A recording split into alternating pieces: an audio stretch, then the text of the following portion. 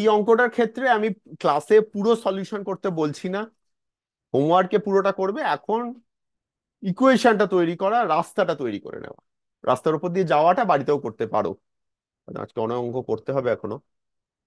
Angular প্রজেকশনটা same, initial স্পিডটা different. কি বলেছে অঙ্কটায়? এইটা হরাইজন্টালটা, হরাইজন্টালটার ওপরে একটা বাক্স রাখা আছে এরকম, বাক্সটার হাইটটা বলে দিয়েছে স্মল এইচ। আর সিম্পলিফাই করে যদি আমি ওই যে ক্যাটাপল্ট সিস্টেমটা আমি আঁকলাম না, আমি বলছি এরকম একটা জায়গা থেকে লঞ্চ করা হচ্ছে, যে অ্যাঙ্গেলটা 30 ডিগ্রি, ইনিশিয়াল স্পিডটা জানা নেই, বার করতে হবে আমাকে। এই হাইটটা ক্যাপিটাল এইচ, ধরে নাও ক্যাপিটাল এইচ স্মল এইচ এর থেকে বড়। সেটা অ্যাকচুয়ালি ম্যাথমেটিক্সই আমাকে আনসারটা দিয়ে দেবে, আমি ধরে নিচ্ছি ক্যাপিটাল এইচ স্মল এইচ এর থেকে বড়। ছবিটাও আমি সেইভাবেই এঁকেছি। এই ডিস্টেন্সটা ক্যাপিটাল ডি, আর এইটা স্মল ডি। প্রশ্নটা হচ্ছে যে ইউ এর স্পিডটা ভেরিয়েবল, আমি ডিফারেন্ট ইউ স্পিডের জন্য ডিফারেন্ট কন্ডিশন পাবো। একটা সার্টেন স্পিডের জন্য বলটা গিয়ে হয়তো জাস্ট এই বাক্সটার মধ্যে ঢুকছে, তার থেকে একটু বেশি স্পিড দিলে হয়তো আমার বলটা গিয়ে জাস্ট পেরোতে পেরোতে আটকাচ্ছে, জাস্ট।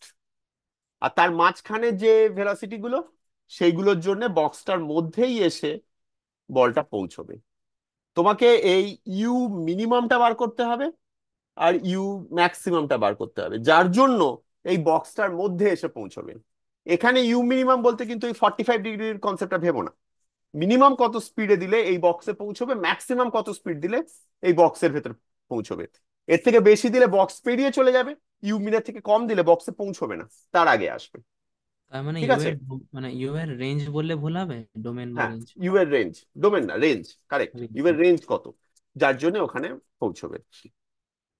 এবার দেখো, তোমাদের মনে যে ডাউটটা আসছে সেটা হচ্ছে যে আচ্ছা এই দুটো কেসেই বা এই সব কেসেই 30 ডিগ্রি সেম অ্যাঙ্গেলে পাঠাতে হবে?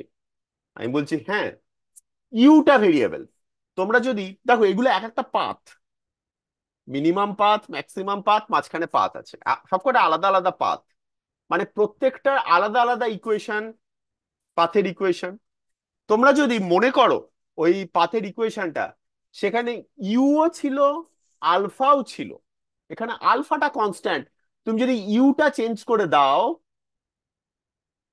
মানে আমি বলতে চাইছি Y is equal to X tan alpha, তারপর কি ছিল, minus minus half half G by G U উপরে U square sec square alpha X square.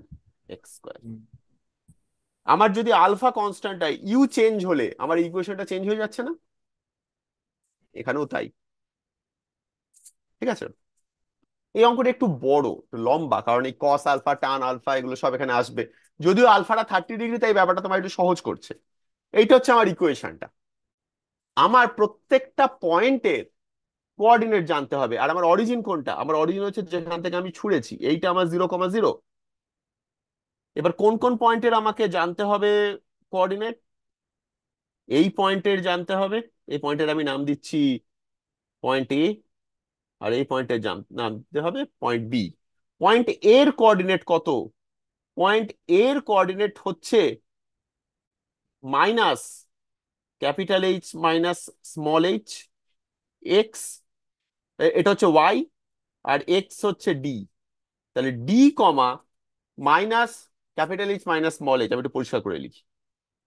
এর কোঅর্ডিনেট হচ্ছে এক্স হচ্ছে ডি, অরিজিন থেকে ডি ডিস্টেন্স দূরে আছে এক্স ওয়াইজ, কমা minus x H minus small H, এটা এর কোঅর্ডিনেট। আর বির কোঅর্ডিনেট কি? D plus small D minus capital H minus small H, এটা বি এর কোঅর্ডিনেট।